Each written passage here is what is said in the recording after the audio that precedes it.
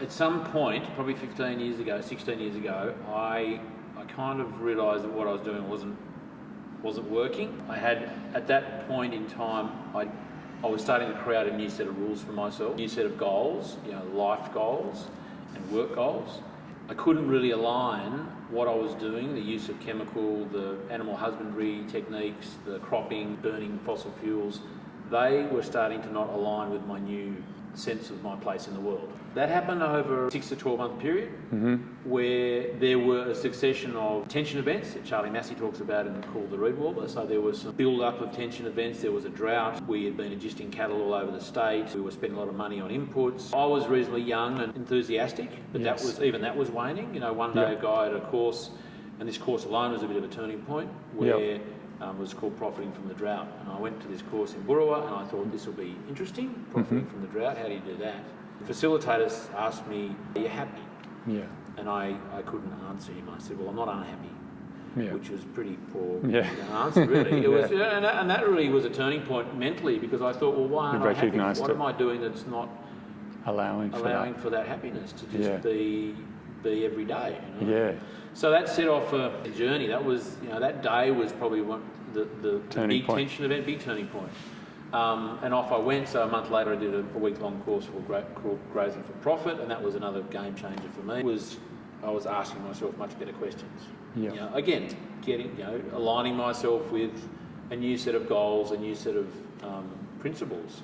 Agricultural principles, human health principles, ecological principles. And so it was pretty evident to me that what I was doing wasn't, if I continued to do that, then I would be departing from those principles. I wasn't getting any closer. That was some really exciting years of growth. But, there was some anxiety around that, about changing, because essentially changing what we were doing was looking back upon what I'd learned at university, sort of learned at school, learned from my father, and throwing that out. Challenging all of it. Challenging, absolutely. And even wasn't necessarily wrong, it was more that it probably wasn't the right thing. It wasn't sustainable in the long term, and it certainly wasn't regenerative. The word sustainability wasn't really being used. In my agricultural context, it wasn't. I was working in a commodities market. Did you see that the inputs for raising and the deterioration was increasing on the property over time? Was that like an alarm bell that was in the back of your head, like when you went to these lectures and workshops that you heard people talk about things and it just was, I understand now, and this is why it's getting harder, or this is why it's more challenging all the time, and why the inputs are increasing? I was becoming more aware and more observant. My reference point up to that point in time was university agronomy, genetics. Again, what Dad had taught me my life. Farming to me meant a lot of inputs, a lot of outputs, a lot of fighting nature. I changed my reference points, then everything else had to change, to align. There was a lot of doubt, whether I was doing the right thing. I actually went cold turkey, which I wouldn't recommend. I just said, chemical is it? Well, like within you just want to change. You were totally. I was also starting a relationship with Angelica, my wife. And so she was, buying organic food before it was probably even labelled organic. That was the way she was. With that. So with that, a newfound friendship and understanding and awareness of food, because I wasn't particularly, I thought I was eating quite healthy food, but it wasn't very processed, but it was reasonably conventionally grown food. And so with her encouragement and support, with a newfound understanding of my responsibility, because I wasn't really being responsible for what I did. My job as a farmer was to grow. And it was just a business. Stuff. It was I had an economic relationship with the landscape. I was there to make money out of the landscape and nature, and the landscape and the water and the sun were the resources just inputs. And it was a formula, this much rain, this much seed, this much fertiliser. Here's the result. Hopefully that much profit. Yield. And then, it's about yield and profit. That were the KPIs. Quality was not really... Quality in some ways with wheat and with wool. But even those... But it was a volume. Markets are different now. It is a very different market now, I guess, that people are a bit more aware of what they're after, and people are, purchasing things that are different, which is all positive. It's really encouraging, the opportunity for farmers to to convert, to transition, Yeah. is really, as I say to people, there's, it's a wonderful situation we're in right now, because there's this push away from conventional ag, Yes. chemical use and fossil fuels and fighting nature. Yep. And that, and it's these drought events that really push people to the limit, Yeah. in lots of ways. And it presents an opportunity for people to really reflect on what they're doing and ask themselves better questions. Is this working? Do I want to hit the next drought? And so there's a push away from an old style of farming, Yep. chemical dependence and fossil fuel dependence. So that's one pressure. That's one movement, one force. And then there's this wonderful pull towards a new way of farming for lots of social reasons, economic reasons, health reasons. And there are consumers, there are eaters out there who want this sort of food. And it's not just the food they want. They want to know it's the story, and they want to know that you're not stuffing up the land. And that's where they want to vote. Soil.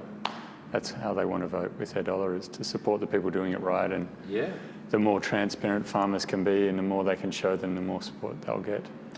Absolutely. And we are, the economy, Australia's economy, the world economy has to start looking at that as the new economy. It's a demand-driven economy. We have people who are demanding good food because they don't want that crap anymore. They know, they hopefully are understanding, and they're being educated about human health. Do I want to feed that to my kids? Yes. And again, you can't unknow these things. It's almost a case of child cruelty. Feeding kids this crap.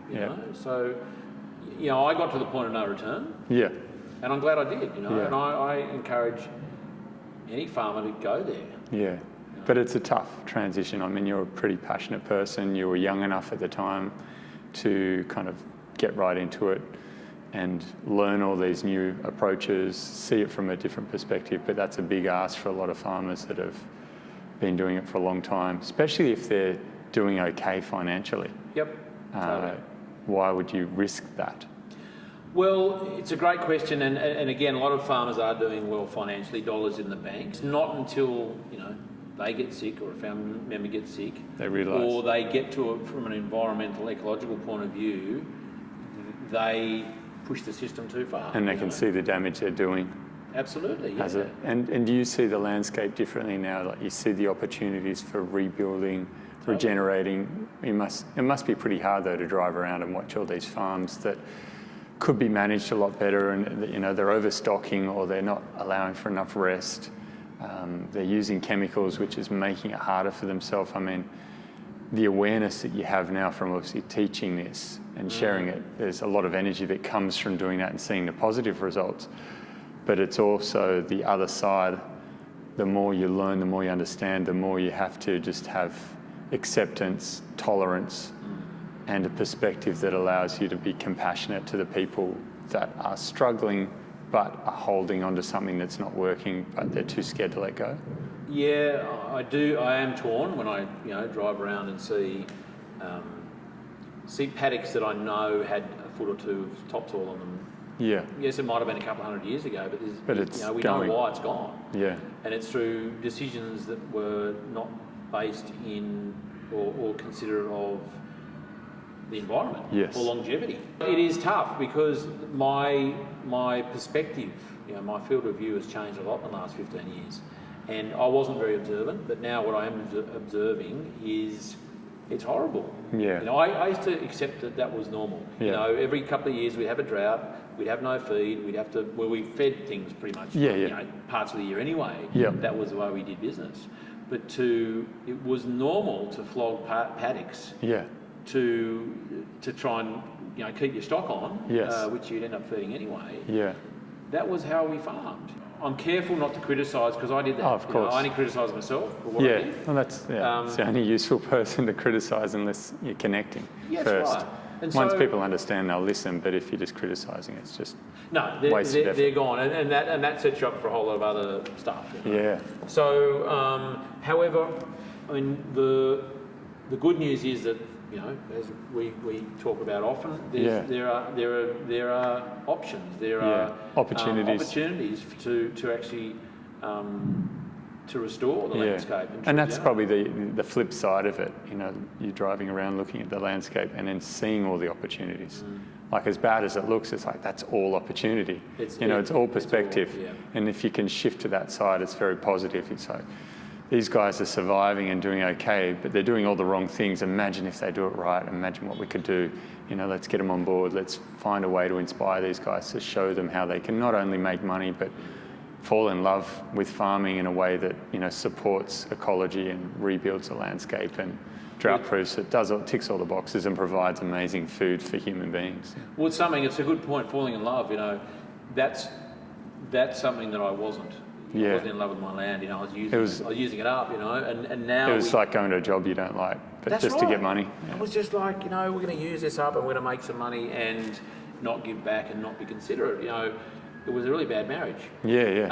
Should never have been married. In that that should not have been the context for that marriage. But, you know, obviously, just like any marriage that goes bad, you know, it's working it out. It's taking the time to talk it through. That's right. To get to know each other. And, it's repairable. And fall in love again. That's it.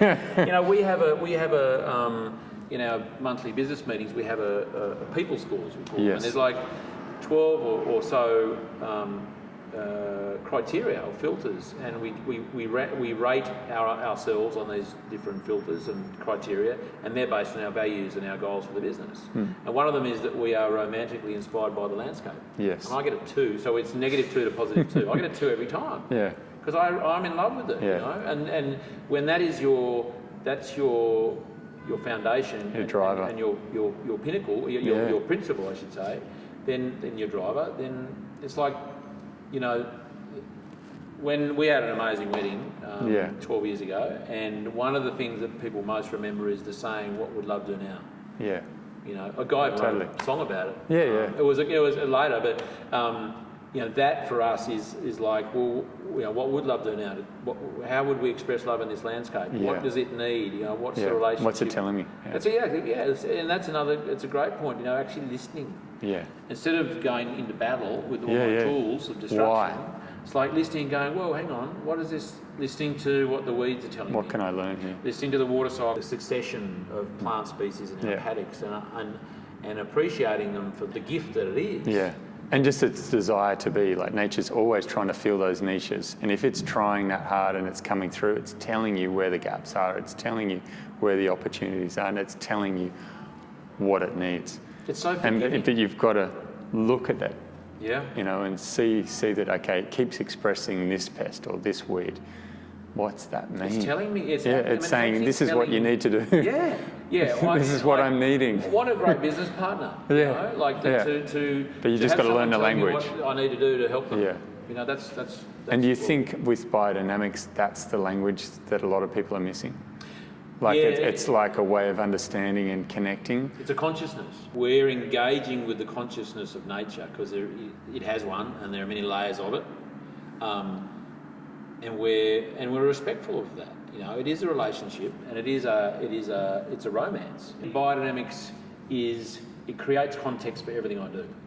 You know, it's another layer. It's not just like even in a regenerative practice where we might be using a tool, literally like a keyline plough to you know, help with water infiltration.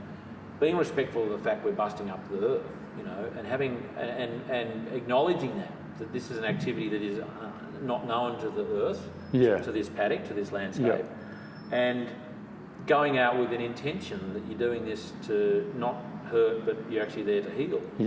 Rather than creating scars and scar tissue, you're trying to rebuild, amend the landscape and regenerate it into healthy tissue. I grow oak trees, I plant little acorns, and I grow trees because they are, for lots of reasons, the most appropriate thing I think that needs to go, one of them, into this landscape.